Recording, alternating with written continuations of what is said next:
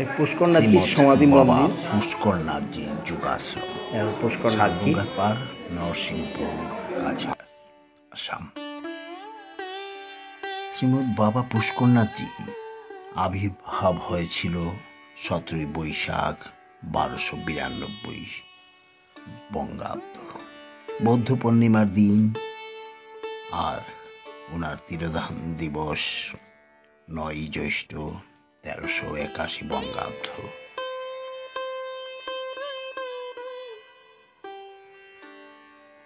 শ্রীমৎ বাবা পুষ্করনাথজি পূর্বাঞ্চলের লুপ্ত প্রায় এই যুগ ধর্ম কঠোর তপস্যায় পুনরুদ্ধার করেছিলেন। তার সমস্ত যুগী সমাজে তার প্রচার প্রসার করে গেছেন। তিনি অনেক গ্রন্থ, অনেক পাঁচালী আকারে অনেক গ্রন্থ তিনি রচনা করে গেছেন। বাবা পুষ্করনাথজির সমাধি মন্দিরে কিছুটা সময় ধ্যান করে বেরিয়ে এলাম।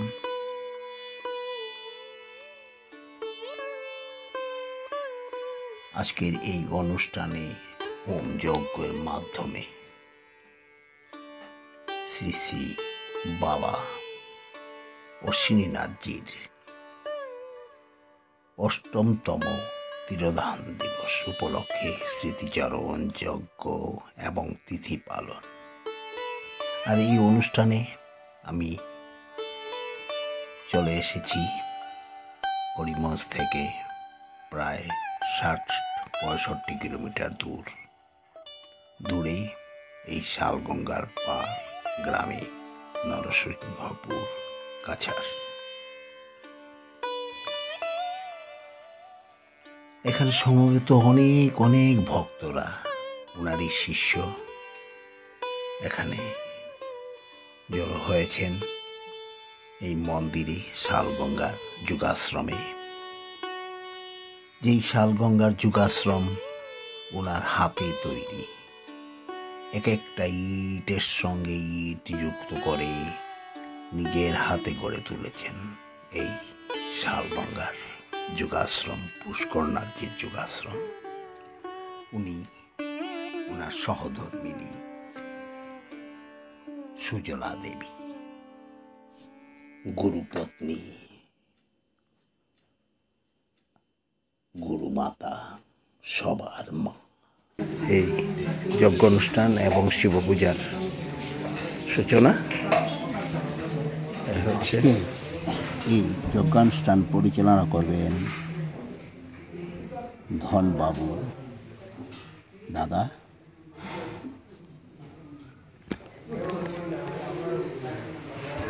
যজ্ঞ অনুষ্ঠানে পৌরোহিত্য করবেন ধনবাবু দাদা।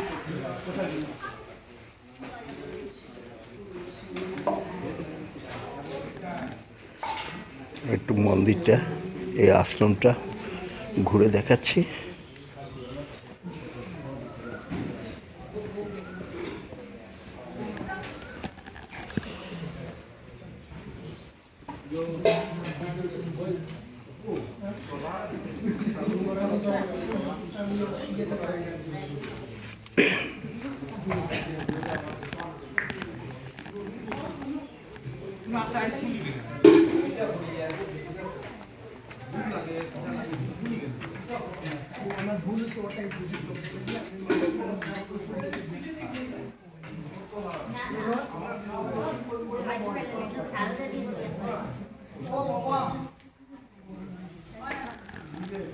ওই যে দেখা যাচ্ছে যে জায়গাটা, ওটা হলো পুষ্করনাথজির সমাধি মন্দির। রান্নার কাজ যেখানে চলছে, রান্নার কাজের এখানে যাচ্ছি। এই এখানে হচ্ছে রান্না ব্যবস্থা। Guest room, অতিথিশালা।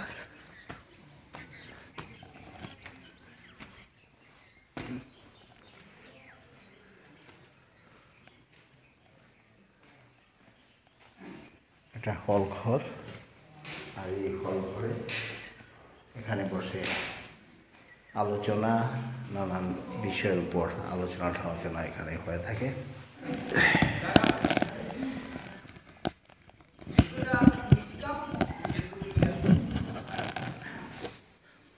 এখানে যে আজকের যে অনুষ্ঠান, সেই অনুষ্ঠানের যুগগুরু অশ্বিনী নাথজির আজ তিথি। আর এই তিথিতে ওনারই শিষ্য এবং আশপাশের গ্রামের অনেকেই আসছেন। এখানে যজ্ঞ অনুষ্ঠান হবে, নানান শিব পূজা এবং নানান বিষয়ের উপর আলোচনা। তো এখন কিছু আলোচনা চলছে। আমি যে এটা একটা হল ঘর, আর এই হল ঘর উপরের তলা আছে, উপরে একবার অতিথিশালা তৈরি হচ্ছে, আন্ডার কনস্ট্রাকশন, অনেক কিছু কাজ চলছে। আর আমি যাব এখন পুষ্করনাথজির যে আশ্রম মন্দির, এই পুষ্করনাথজির আশ্রম মন্দিরে আজকে যোগগুরু অশ্বিনী নাথজির তিথির উপলক্ষে অনুষ্ঠান হচ্ছে।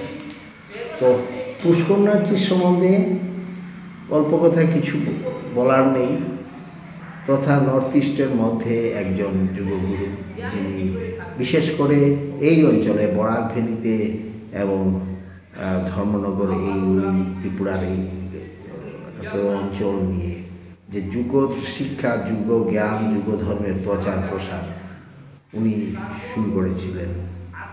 তারপর উনারই শিষ্য আজকে যার তিথি, পুষ্করনাথজিরই প্রধান শিষ্য, উনারই হাতে তৈরি করা উনি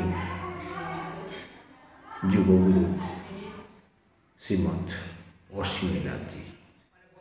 উনি ছিলেন পালংঘাট হায়ার সেকেন্ডারি স্কুলের সায়েন্স বিজ্ঞান শিক্ষক, সায়েন্স টিচার।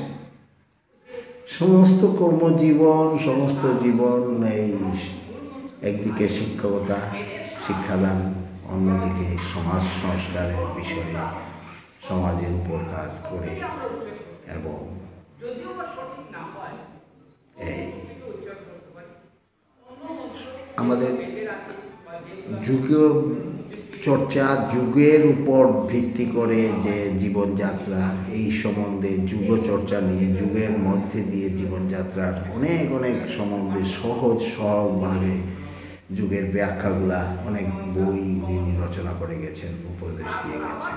সমাজ সংস্কারের জন্য বিশেষ করে অল্প যাতে অর্থ ব্যয়ে, অল্প খরচে কিভাবে সমাজের আমাদের যে সামাজিক কাজকর্মগুলা, ওইগুলোর উপরেও সংস্কার করে গিয়েছেন। উনি হোম যজ্ঞের মাধ্যমে সমস্ত ক্রিয়া শেষ সম্পূর্ণ করা যায়, এই ধরনের একটা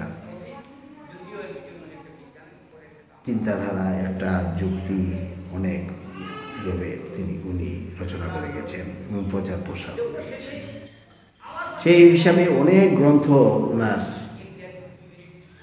রচিত, অনেক গ্রন্থ ব্যাখ্যা যুগের, এবং সাধারণ গ্রামের মানুষ যাতে বুঝে এই ধরনের সহজ সরলভাবে পাঁচালিকার মতো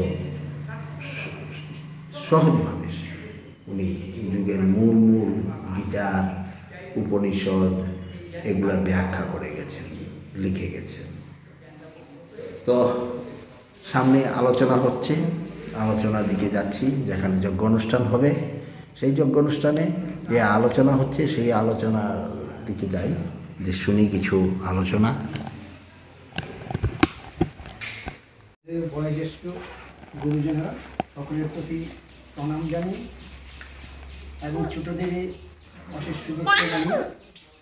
আজকের এই যে মহৎ তিথি, যে তিথিতে ইতিপূর্বে আমরা শুনেছি আমাদের এই আশ্রমের প্রথম মহন্ত শ্রীমৎ অশ্বিনীনাথজির অষ্টম বার্ষিকী তিথি, অর্থাৎ মৃত্যুবার্ষিকী তিথি। এই মৃত্যুবার্ষিকী তিথিতে আমরা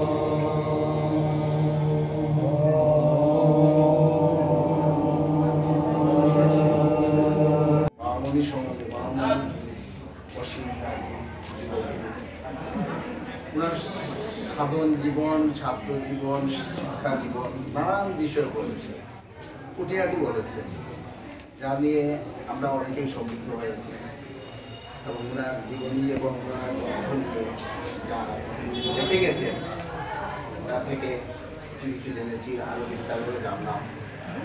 সৌদামিনী দিদি এত সুন্দর গভীর কিছু বললেন, আমাদের মতো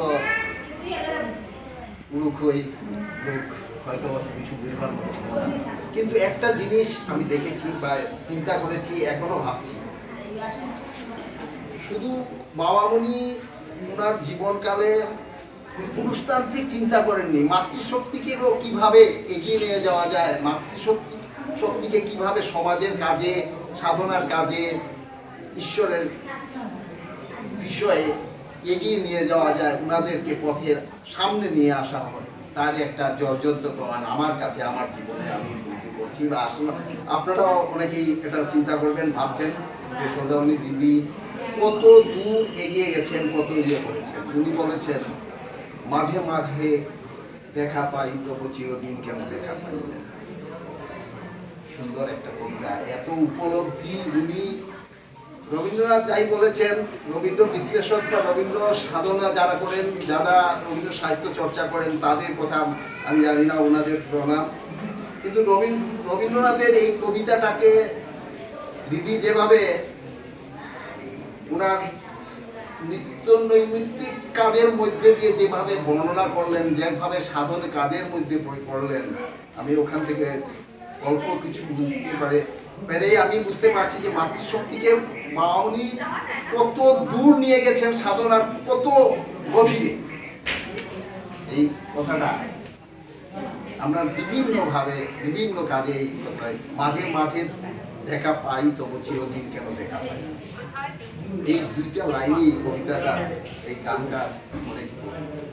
তো বামুনির কাছ থেকে যুগ ধর্মে যখন আমি আজ থেকে হয়তো 40 বছর হয়ে যাবে এই গ্রামে, এইখানে পরিচিত, বা আমি এসেছি এই গ্রামের জামাই হিসেবে বা ওই বাড়ির, তখন কলেজ জীবন এবং ইয়ের জীবন থেকে একটা উচ্ছৃঙ্খলতার মধ্যে দিয়ে একটা সমাজের ছাত্র মানে একটা সন্ধিক্ষণের মধ্যে আমি এসেছি। তখন আমার বন্ধুবান্ধব কলেজ জীবনের অনেক মার্কসিস্ট, লেফটিস্ট, রাইটিস্ট অনেকে ছিল।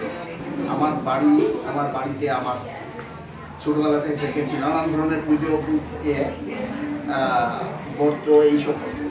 আর আমার বন্ধুবান্ধব ছিল সব মার্কসিস্ট বা যারা চর্চা করে। তো ওদের অনেক প্রশ্নের উত্তর আমি দিতে পারতাম না। আমি বলতাম, এই বলেছেন, এই লিখেছেন, এই বলেছেন, এই বাচালিতে এই বলেছে, সেই বলেছে। ওরা একটা প্রশ্ন করতো, লজিক দিতে পারতাম। তারপর এই ফিলোসফির রূপকে ভর্তি, গল্পে ভর্তি, রাজা ছিলেন তার এই সেই। যখন এখানে আসলাম, বাউনির সঙ্গে যখন আমার বিয়ে হলো, বাউনিকে বললাম। বাউনিকে কখনো কিন্তু আমি শ্বশুর জামাতার এই লেভেলে আমি কখনো দেখিনি। তখন দেখতাম সৌদামিনী দিদি, ওনারা সবাই আসতেন, আরো অন্যের, আমি খুব ফলো করতাম, খুব ফলো করতাম। কিন্তু বাউনির সঙ্গে আমি কিন্তু শ্বশুর জামাতার কোনো সম্পর্ক এরকম ছিল না। বাউনি এইটা কেন হয়? সত্যি সত্যি ভগবান আছে নাকি? এইসব আমি মানি না। তো ঠিকই বলছিস, ঠিকই বলছো তুমি, মানি না। একটু বসো। H2O ওয়াটার, ওইটাকে এমন ভাবে উনি বলতেন যে দেখো তোমার জল তৃষ্ণা লেগেছে, এক গ্লাস জল দিয়ে দিলে তোমার তৃষ্ণাটা মিটে যাবে।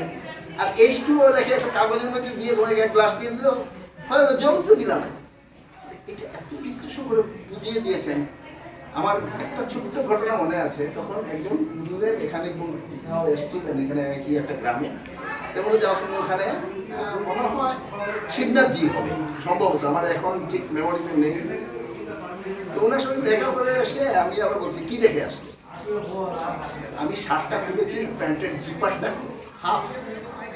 উনি কথা শুরু করেছেন, 1.5 ঘন্টা পরে হঠাৎ এই কি এইভাবে বসে আছে। এইভাবে তুমি গভীরভাবে তিলে তিলে একটা শিশু মনকে, একটা উচ্ছৃঙ্খল শিশু মনকে উনি আকৃষ্ট করে নিয়েছেন। তখনই আমি বুঝতে পেরেছি যে লজিক, যুক্তি, সায়েন্স, বিজ্ঞান একমাত্র যুগের মধ্যেই আছে, হ্যাঁ, যেটা একদম বিশ্লেষণ। এখন আমি অনেক বিষয়ের উপর অনেকের সঙ্গে তর্ক করতে পারি, ওই প্রমাণ, ওই ডেফিনেশন, ডেসক্রিপশন। তো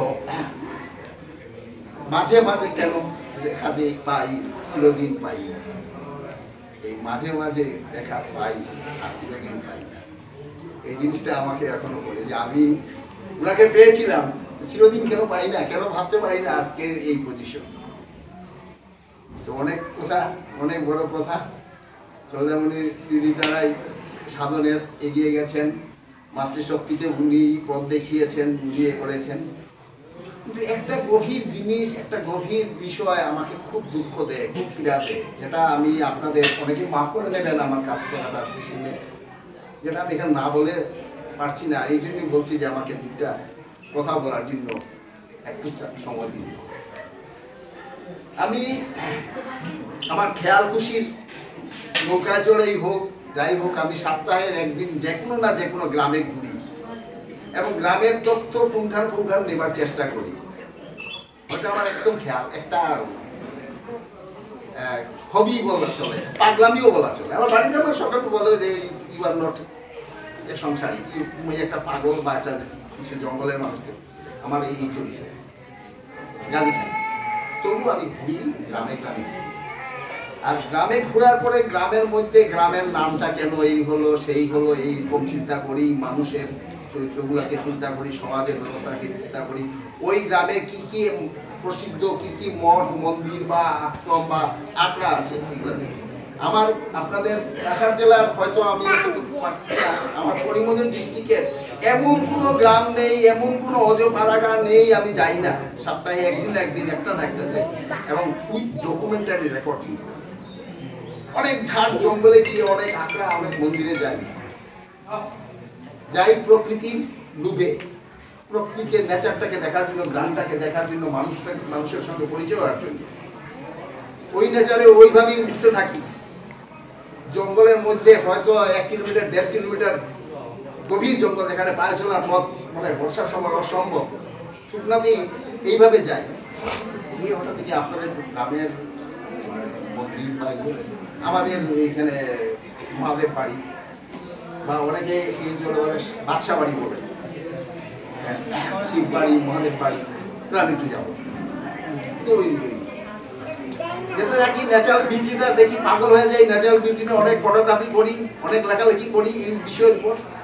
যেই মুহূর্তে ওই মন্দিরের ওই চূড়াতে যাই বা ওই জায়গাতে যাই, অন্যরকম একটা চেঞ্জ হয়ে যায়। মনে হয় যে নিজের কাপড় চোপড়গুলো ওই মন্দিরের ঢুকার আগে রেখে তারপরে একটা ঢুকলাম, এইভাবে চেঞ্জ হয়ে যায়। আবার যখন বেরিয়ে আসি তখন এই আমার পেট্রোল আছে কিনা, গাড়িটা যেতে পারবে কিনা, ওই চিন্তা করি। তো ওই যে মনের যে পরিবর্তন, সেটা আপনি চিরদিন না হয়ে থাকে, চিরদিন দেখা পাই না। কিন্তু এইভাবে ঘুরতে ঘুরতে আমি প্রত্যেকটা মন্দিরের এক একটা বিশেষত্ব দেখি, একটা দেখি। আমার বাউনি মাঝে মাঝে বলতেন, তুই ছবি করিস, তুই ভাস্কর্য বানাস, তুই পাথর কাটিস, এই করিস, শিকড় দিয়ে পাথর দিয়ে নানান জিনিস তৈরি করিস। আমি একটু ভাস্করের কাজও করি। সংরক্ষণের কি ব্যবস্থা করি, সংরক্ষণের কি ব্যবস্থা করি? করার পাগলের নেশা ধরেছে, করার করে নিয়েছি। আমরা সংরক্ষণের কি ব্যাপার? হ্যাঁ, সংরক্ষণের ব্যাপার এখন আছে। আমি এতটা মন্দির, এত আখড়া, এত ইয়েতে আমি যাই, প্রতিষ্ঠানে যাই, প্রত্যেকটাকে অন্তর দিয়ে ফিল করি, রূপ দেখে ফিল করি, তাদের মানুষের যে দেখি, ভক্তি দেখে ফিল করি। এই ফিলটা আমি সংরক্ষণের সঙ্গে পুরোপুরি যুক্ত। তুই সংরক্ষণ নিয়ে কি করছিস?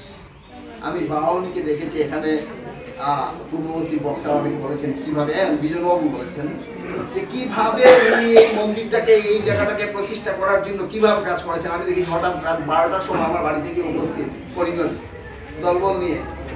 বাউনি হঠাৎ থেকে আসলেন, আমি ওই ধর্মনগর ওই দিক থেকে কালেকশন করছি। বাউনি উনি অমুক কিসের জন্য? মন্দিরের। আর দুঃখের বিষয়, মাফ করে নেবেন আমাকে অনেকে, শ্রদ্ধেয় পরিমল বাবাও আমাকে মাফ করবেন, সর্বেশ্বর প্রিয় সর্বেশ্বর মাফ করে নেবে, বিজনবাবু মাফ করে নেবে। আমি একটা ভিডিও করেছিলাম কিছুদিন আগে এই মন্দির এবং পরিমল বাবার জীবন নিয়ে, যে উনি পরবর্তী একজন বাউনির প্রিয় হাতে গড়া মানুষ, হাতে গড়া একজন শিষ্য, একজন এই প্রতিষ্ঠানের পরবর্তী লাঠি পিলার। কিন্তু বামনী এবং বামনীর সম্বন্ধে আমার দ্বারা বা এই পুষ্করনাথজির আশ্রম যতটুকু আমার দ্বারা যতটুকু প্রচার প্রসার আমি করেছি, আমার ক্ষুদ্র প্রচেষ্টায় পশ্চিমবঙ্গ থেকে অনেক জায়গাতে এই বইটি পাঠিয়েছি, কিন্তু ওই জায়গাতে এই মন্দিরের ছবিটা আমি তুলে দেওয়ার জন্য আমাকে নিজেকে আমি না, আমার ইয়েটা এই নয় আমাদের এই মন্দিরে, আমাদের এই প্রতিষ্ঠান। আমি উঠেছি মাকড়সার জাল দিয়ে উঠেছি, এতজন আমরা, আর আমার এই মন্দির এই নিয়ে মাকড়সার জাল কেন থাকবে? কেন একটা ফুল নেই? মাফ করবেন আমাকে, মাফ করবেন, আমি আপনাদের পায়ে ধরে বলছি, মাফ করবেন আমাকে।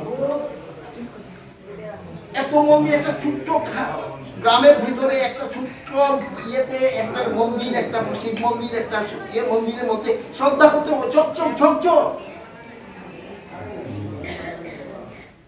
মানুষ শক্তি, এত ইয়ে, এত আমরা যা বিচার করবো না, তো বলছি নিম্ন জাতের মানুষ, মজুর, নৌকা ভাই, লেবার, এদের ল্যাংটা বাবার আশ্রম, আমি অনেক নাম আশ্রম, আমি গভীর পদ্মদিঘি পার, গভীর ভিতরে জঙ্গলের ভিতরে বনদেবী দুর্গা, আমি পুরোপুরি ডিটেল হিস্ট্রি নিয়ে পুরোপুরি ভিডিও নিয়ে আমি প্রকাশ করেছি। আমাকে অনেকে মেসেজ করে বলে কেমন করে যাব, ল্যাংটা বাবার আশ্রম কেমন করে যাব, বংশী বাবার আশ্রম কেমন করে যাব। 35 বছর আগে লীলাবাজার থেকে সুনামদাক একটা গ্রামের ভিতরে আমি গিয়েছিলাম, ছোট্ট একটা মেয়ে আমাকে একটা জঙ্গলের কালীবাড়িতে নিয়ে গিয়েছিল। আবার 35 বছরের মাসখানেক আগে আমি আবার ওই মন্দিরে গিয়েছি, জঙ্গলের গভীরে। মন্দিরটাকে দেখে মনে হয়েছে এই মাত্র কেউ বোধহয় সেনিটেশন করে চলে গেছে। আর আজকে ওই রেকর্ডিংয়ে যে রেকর্ডিং করেছি আমি নিজে এডিট করতে পারিনি। আমি বলছি না, আমার মন্দির এরকম হতে পারে না। বাবা মনির প্রতিষ্ঠিত মন্দির, যেখানে উনি তার জীবনের অনেক কিছু দিয়ে গেছেন, এটাকে এইভাবে রাখতে পারেন না। আপনাদের কাছে, সবার কাছে আমি দূরে থাকি, যখন বলবেন তখন আসবো। আপনার মন্দিরটাকে দেখুন, ওনার প্রতিষ্ঠিত ইয়েটাকে দেখুন, ওটাকে সুন্দর করে রাখুন। একদিন যে সময় পায়, আমি কালকে এসেছি, ভাবছিলাম যে কালকে যদি দিনে আসতাম আমিও কিছু অন্তত কয়েকটা ফুলের চারা গাছ লাগিয়ে যেতে পারতাম। একটা দিন আপনাদের সবার কাছে বামনির এই প্রতিষ্ঠিত মন্দিরটাকে সুন্দর করে রাখুন। দূর থেকে দেখলেই যাতে মনে হয় বামনি হাসছেন, হাসছি, সবাই বলছেন যে শিবের রিফ্লেকশন, আমাদের রিফ্লেকশন। আপনাদের সবার কাছে করজোড়ে নিবেদন আমি করছি, আপনারা এত ভক্তি, এত শ্রদ্ধা, এত কিছু অন্তকে এই আশ্রমের জন্য আপনারা একটু। তখনই আমি বুঝেছি, মা উনি বলতেন যে তৈরি করছিস, রক্ষণাবেক্ষণ কতটুকু করছিস, আগে রক্ষণাবেক্ষণটা শিখে নে, তারপর তৈরি কর। আর সত্যি আমিও পারিনি, আমার অনেক ভাস্কর্য উল্টোটায় খাচ্ছে, টাকা পয়সা নেই, ইয়ে নেই যে আমি আমার ভাস্কর্য গুলাকে তুলে রাখবো, ধরে রাখবো। কিন্তু আমি জানি একদিন না একদিন এটা অমূল্য সম্পদ, এখনো অমূল্য সম্পদ।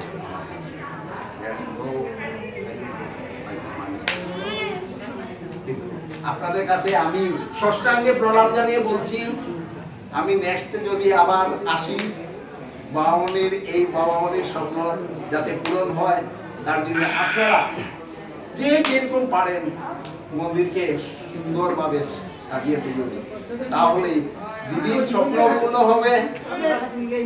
আর হয়তো সেই দিন আমরা বলবো চিরদিনই তোমাকে পাবো। নমস্কার সবাইকে, নমস্কার জানিয়ে আমি বলছি।